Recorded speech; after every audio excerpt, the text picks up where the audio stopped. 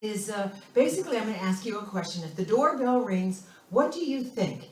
There's someone been murdered, you're going to be robbed, or it's the Amazon man delivering you positive thinking book. I mean, when someone usually pulls up in my driveway thinking, oh my gosh, I don't know who they are, thinking, who's died? And I'm not proud of myself. I come out here on Sundays and we say all these wonderful things, and then when truth hits, when the rubber hits the road, what happens? So there is a power for good in the universe. This is Ernest Holmes, by the way. Equally available to all. The most effectively used this power, we develop our faith. It is as well as our capacity to live a more authentic and successful life. There is nowhere to begin but right where we are. It simply calls for our willingness as we develop a greater understanding of the law and how it works. We become ever more successful. And that's basically what Science's Mind is all about. So I want to ask you to begin with, before we even go on, is what is your faith? What is your religion? What is your spirituality? What is it doing for you? How is it working for you in your life? Because if it's not working for you, then it's time to really go within and look at to see what is working and what is not. And you can look, you may be like me, where I have tons of notebooks with everything, every class I ever took for the last 40 years, and that I've never cracked after I left the class. And what does it do for you? What are you actually retaining here? And I can tell you what I actually retain is the results in my life of what works and what doesn't work. And sometimes it's so much more simple than all the words, all the ideologies, and everything else. Although I love, as Tom always says, to be in the mystery. I love the search. I never want to give up looking at that search for something greater than I am working in my life.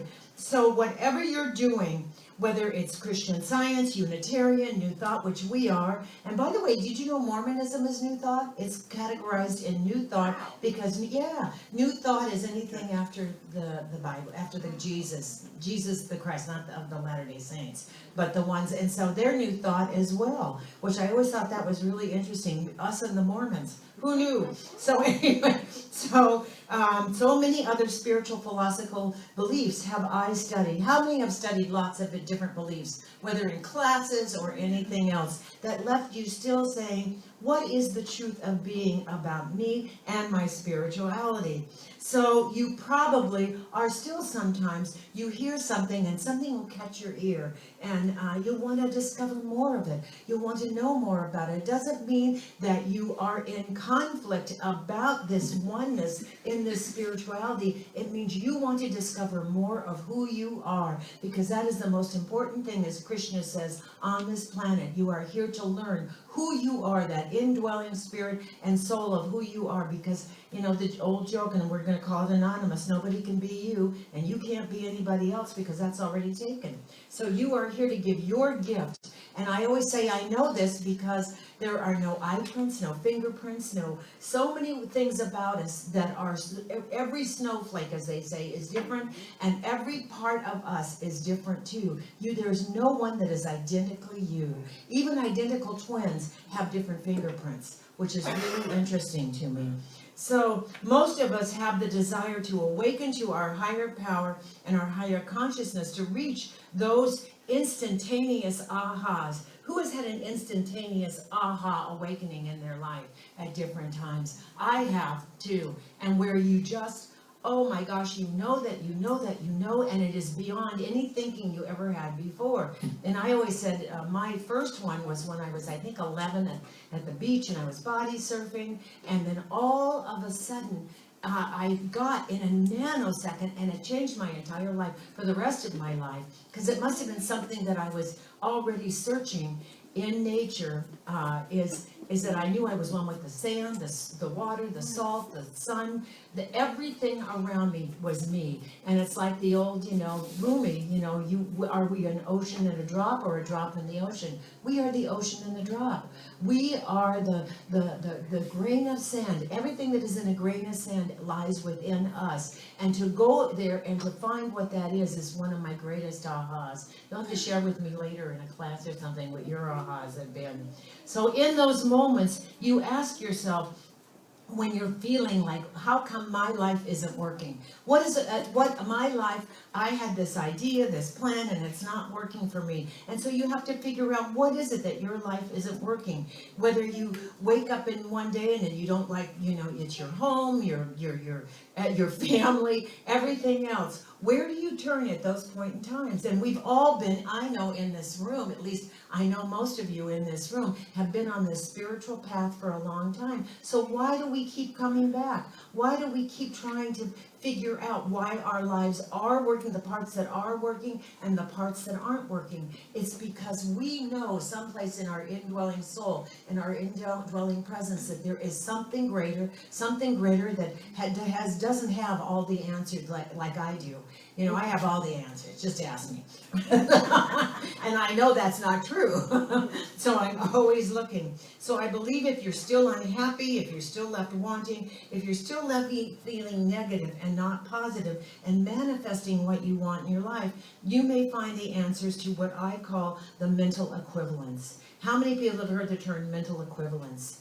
And they usually outpicture what you think about comes about in your life. And also a mental equivalent is judge not, or be, or you, Lest or, ye be judged. or yet you be judged. Right. Thank you, Nikki. Thank you for not judging me for slipping up on that too.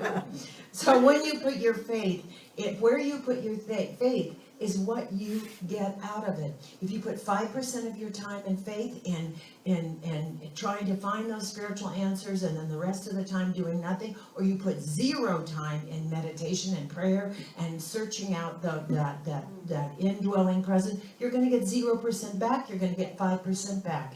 If you do spend your time, and I say every thought is a prayer. I love that song, Our Thoughts Are Prayers, and we're always praying, because every thought, no matter whether you think it or you think it, I know, but whether you believe it or not, is outpicturing in your life. And so when you have a lot of negative thoughts, what outpictures in your life? Those thoughts are very, very powerful. And they come from the conscious, when you're consciously conscious, into that subconscious that just says, yes, the clay, then that's what outpictures with everything. So where you place your consciousness is where you're going to get your demonstration. If you truly, and I truly on this planet, I don't know anybody who 100% all the time in their dreams, everything, are thinking those spiritual thoughts, or saying, no one that doesn't get mad in traffic sometimes, or get anxious, or, I mean, you can, or whatever, your animals get out and you're in fear, or whatever it is. I don't know anybody who is 100%, but if you were 100% in that place, knowing that everything is unfolding perfectly, no matter what, as our wonderful Betty Ann says, no matter what, if you can see beyond the conflict and just embrace it and know that it's deepening you and awakening you to change your thoughts, so that those thoughts can come out into the physical world as something greater than what you're experiencing right now. So the first step is to be awake, aware, alert, and change those negative thoughts that just go into the subconscious mind. I'm holding my stomach. I don't know why, because that's why our feeling nature is there in our heart. We have it's there. But if you can just take that energy and place it in that subconscious that says, thank you for sharing. I am not, there's another way to do something better here, and I'm open and receptive to listening to that inner voice that will guide and provide me with the way. Then your life will turn around. Your job is to not only find out who you are, but when you find out who you are in your highest and best, and I'm not saying it's easy all the time, when you look at a Martin Luther King and a Gandhi who stepped up way and beyond, and a Desmond Tutu, to help the planet. There's so many other, Mother Teresa, all these people, they went outside their comfort zone, to say the least, to go into that higher place, knowing that their job here was to do what they do and did. And it's so amazing. I remember Chopra, I use this all the time. He says, when we make our transition into that next experience, it's because we've done all that we can do on this planet, and that is enough. You've come to give your message, to bring your light, and to bring that light into the world. If your light dims and you're not there and you're negative all the time, then what else dims is everybody around you. If you're not shining your light onto this planet, then you're not giving your gift, and nobody else gets that gift either. So there is that divine perfect soul or spiritual self that lies within us. And we know that it is perfect, but how many times do we check in? How many times do we meditate and just go into the quiet and listen to that place that says, yes, there is something greater that you can do here, and just leave yourself open at the top. Ernest Holmes said in Science of Mind, and it's the major difference between Christian Science and Science of Mind, is you are open at the top. Mary Baker Eddy wrote all her books in her scientific principles and said nothing will ever change, and it never has. So all of that opening and that evolution of finding out who we are in this vortex that just goes out like this and gets wider and wider, for us to absolutely experience that which isn't sometimes, like the darkness when the sun is out, everything's wonderful, and we go into the darkness. Well, when you're in those places, it's for you to experience who you are and to find out that it's that balance in between.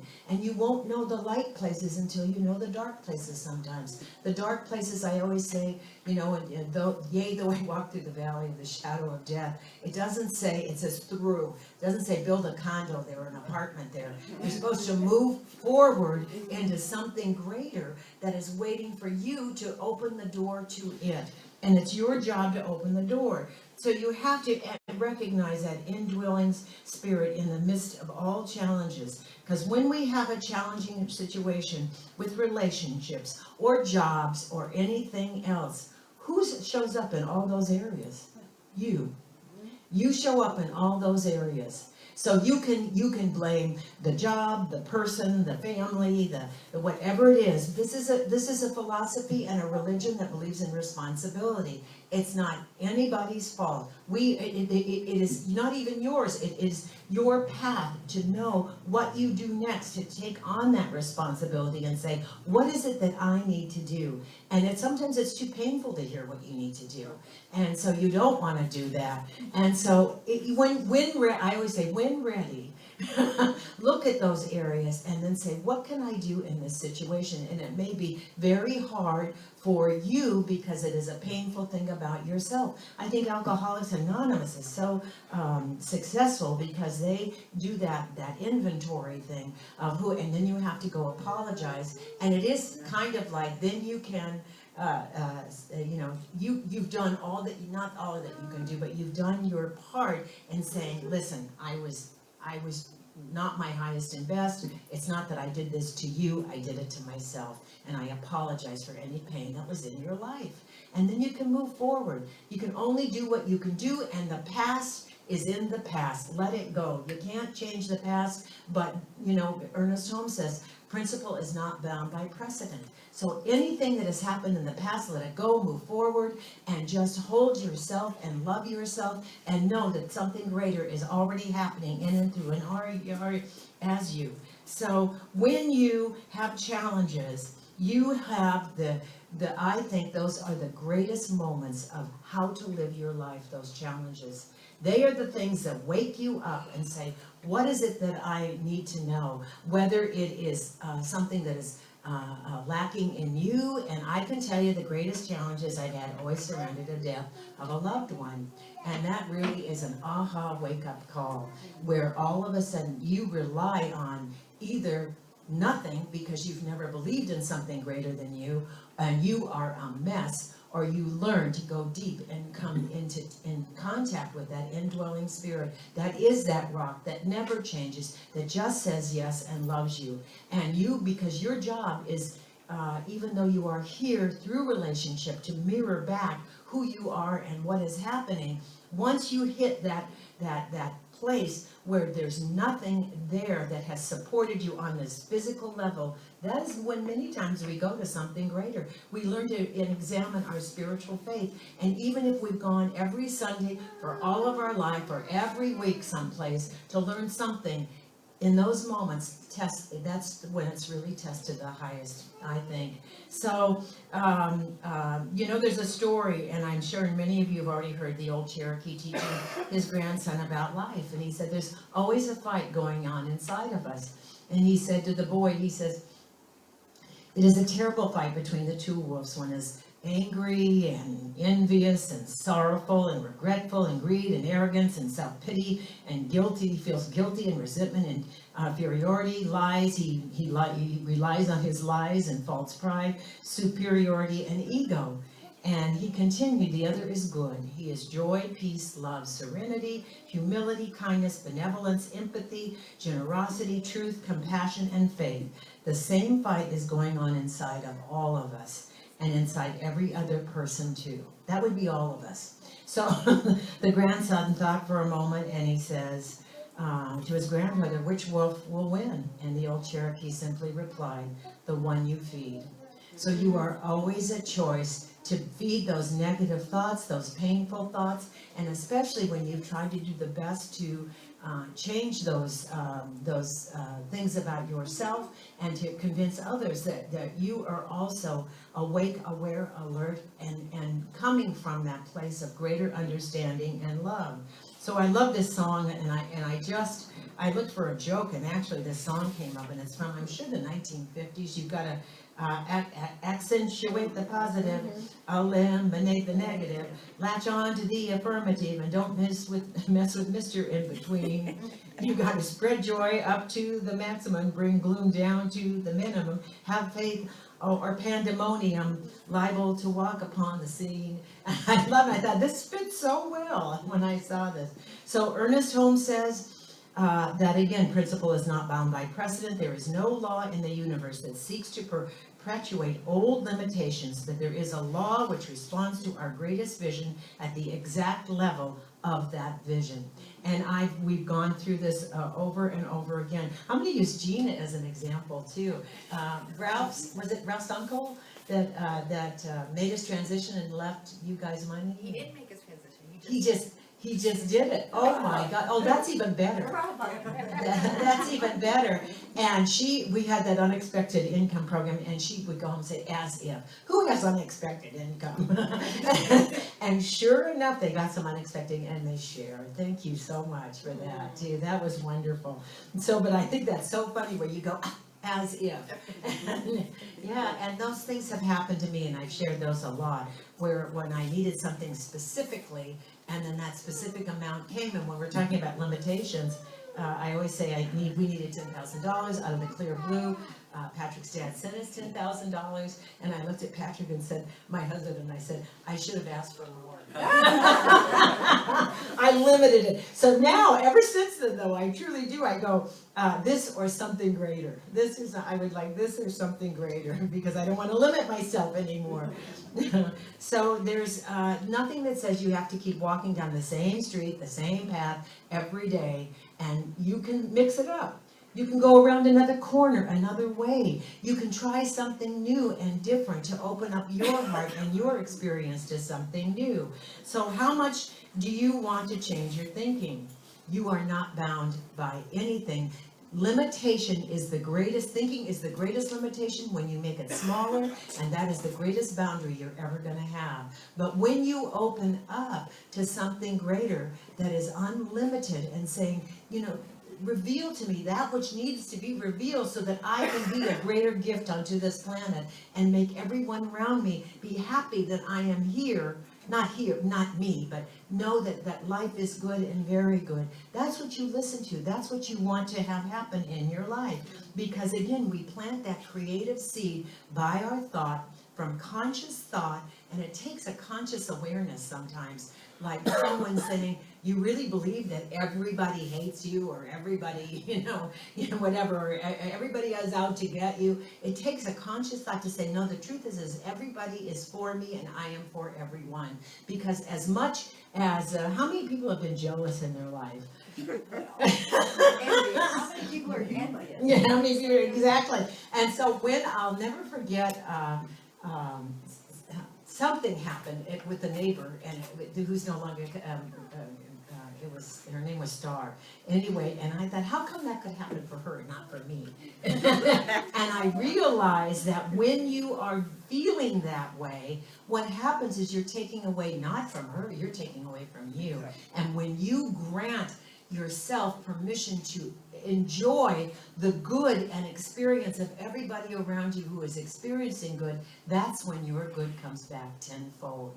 I also think when the situations, the painful situations from the heart don't change, you just keep holding that high watch and repeating, this too will open up and change. The hearts will open and everybody will come back together in a greater place than ever before. I really believe that with all my heart because it's happened to me also. And so I think it was, well, I'm not going to go there. Okay, it's, well, those Okay.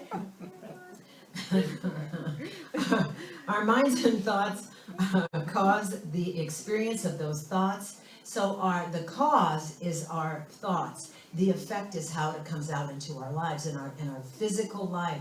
And so you can say, you know, and I believe your subconscious is just so open. What happens is the conflict within us sometimes says, I'll use an example. I want a red car. It's a physical thing. I want a red car, and it's this model, and which I actually got.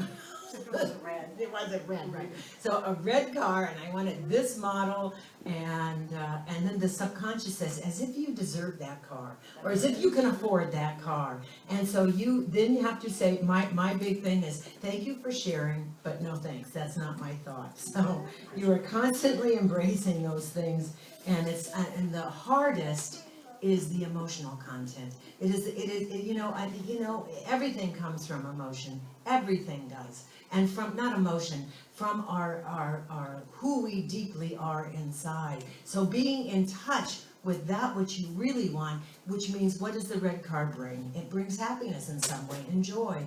What does a good relationship bring? It brings happiness and joy. Everything you think of is what you want is to be peaceful, happy, and joyful and be able to share. And so you have to look deeper to see what anything you may or may not want you're going to get.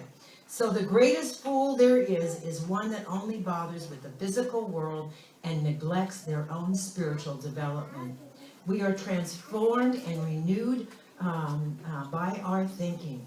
And when the richness of the kingdom, the joy, the love, the peace, expansive adventures in our life manifest, it is time to discover and look at what is making you happy. What are the happy things what brings you most joy, and then expand on those.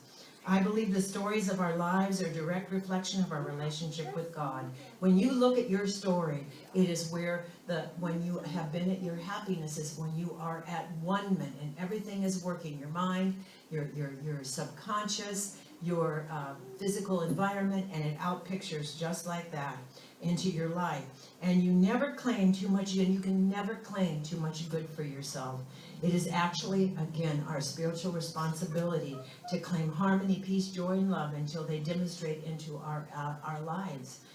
And it doesn't matter what, you know, I always think of Viktor Frankl, who in World War II in the concentration camps, and what he did under the most horrible conditions was to be there and to be fully present for those around him, and he took those circumstances and deepened who he was. And I think he's one of the greatest heroes and greatest example of how you can come over any kind of conflict. So change your thinking, change your life, for there is a power in the universe greater than you are. And when you knock on that door, and when it opens, the floodgates will come. And it will bring up everything that your healing that needs to be healed, and it'll let go of things that don't need to be healed, and just let them go. But when that oneness comes, it's those aha moments. All of a sudden you'll get just this flash of something, and you'll see it. I got this with a member here the other day, and I went, oh my God, I just got this aha just sitting with them, seeing how it was about their daughter, and it wasn't about me, Katie. So, it was about, this is not about you, honey, you know? So anyway, it was about their daughter, and there's a lot of things going on with that family, and I thought, oh my God, they are so all of a sudden I got it. They're so intertwined with one another. They're so, I just thought of me and her mom. They're so And my intertwined. And my daughter. Yeah, you're so intertwined with one another. You're not just dealing with yourself. You're dealing with 3 different personalities within yourself. There's no separation. I forgot about this. I did. I was thinking about someone else, and they're not here, but I don't want to say their name. And my God, it works. I went, oh my God, they are so intertwined, and they don't know when you stop and they begin, and anything else. And it's time.